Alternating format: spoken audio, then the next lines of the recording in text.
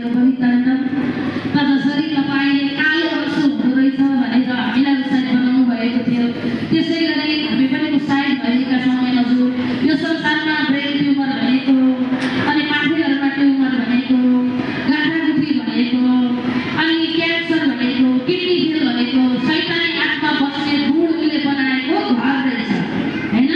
त्यो घर चाहिँ कसैले पनि भत्काउन सक्नुहुन्न, भत्काउन कसले सक्नुहुन्छ? परमेश्वरले सक्नुहुन्छ। त्यो घर आत्माले बनाएको कारण त्यो घर जलाउन या नष्ट गर्न आत्मै आवश्यकता पर्ने रहेछ। अशुद्ध आत्माले त्यो घर बनायो भने पवित्र आत्माद्वारा मात्र त्यसको नाश हुँदो रहेछ। अनि साथसाथमा उहाँले भन्नुभयो, त्यो बकेर यसरी भन्नुभयो, यसलाई मैले यो घाँटीमा गाँठो हाले पनि मै हुँ, यसलाई क्यान्सर देखाउने पनि मै हुँ, यो घाँटीको गाँठो आएर यसले क्यान्सर भयो भनेर उपचार गर्न लगाउने पनि मै हुँ, किमो चढाउने पनि मै हुँ। मैले किमो चढाइ मार्छु भनेर सोचेको थिएँ। पहिलोचोटि त हस्पिटल गयो, यसले पुरै काटेर फाल्यो, त्यसलाई मैले 3-4 महिना त निको बनाएको जस्तो बनाइदिएँ। फेरि यसलाई मैले अर्कोपट्टि गाँठो निकाल्दिएँ, अनि मैले फेरि यसलाई त्यही किमो लाउँदा पहिल्यै किमो लाउँदा यसलाई मार्छु भनेर सोचेथेँ, मैले सकिनँ।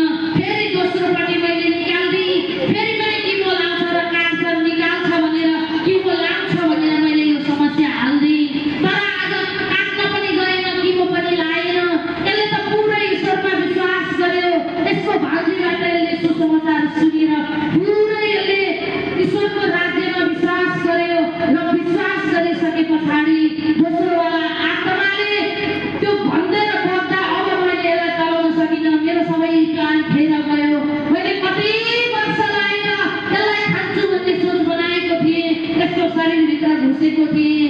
एक्सिडेन्ट पारेर खाने रगत खाने पनि मै हो, बिमार पारेर किडनी फेल गर्ने पनि मै हो, क्यान्सर हाल्ने पनि मै हो, सुगर प्रेसर हाल्ने पनि मै हो, घरमा कलह झगडा पार्ने पनि मै हो, घरमा ऋण लगाइदिने पनि मै हो, घरका परिवारलाई द्वन्द बनाइदिने पनि मै हो, श्रीमान श्रीमतीको विचार धारणा मिलाउन नदिने पनि मै हो।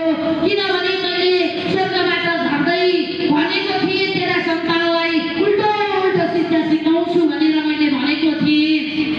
हिजोको दिनमा मैले पुज्न लगाएको थिएँ, आज त घाटमा धरि मलाई ठाउँ छैन। शैतानी आत्माले बोल्दै गर्दा म कहाँ जाने अब?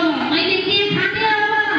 मैले त खाएर बसेको थिएँ नि, तपाईँहरू जस्तै गर्दाले आज कुटी निकाल्छन्, चुट्टी निकाल्छन्, केले कुट्छन् केले चुट्छन् भनेर भन्दै गर्दा वचनले चुट्छन्, अन्य भाषाले चुट्छन्, बरु थप्पडले कुटेको भए त सहँदै नि अन्य भाषाले कुटेर सोनै सकिन, म निस्किनु पर्यो भनेर बोल्दै गरेको देख्दा हे पिता तपाईँलाई धन्यवाद। प्रार्थनाले चुट्छन्, तपाईँको वचनमा तालीले चुट्छन्, तपाईँको वचनमा सहभागिता हुन्छन् ईश्वरको राज्यमा। तपाईँले होइन यो ईश्वर देखाएको, तपाईँले होइन। मैले सबैतिरको सच्चाइलाई ढाल्न सकेँ, यही पोखराको सच्चाइलाई चाहिँ ढाल्न सकेँ। मैले सबैतिर ईश्वरको महिमा गर्ने अगुवालाई पनि ढालेको थिएँ। अगुवा मै हुँ भन्नेलाई ढालेको थिएँ मैले। लुसिफरले बोलेको, उहाँ चाहिँ पुरै लुसिफरको भक्त हुनुहुँदो रहेछ होइन।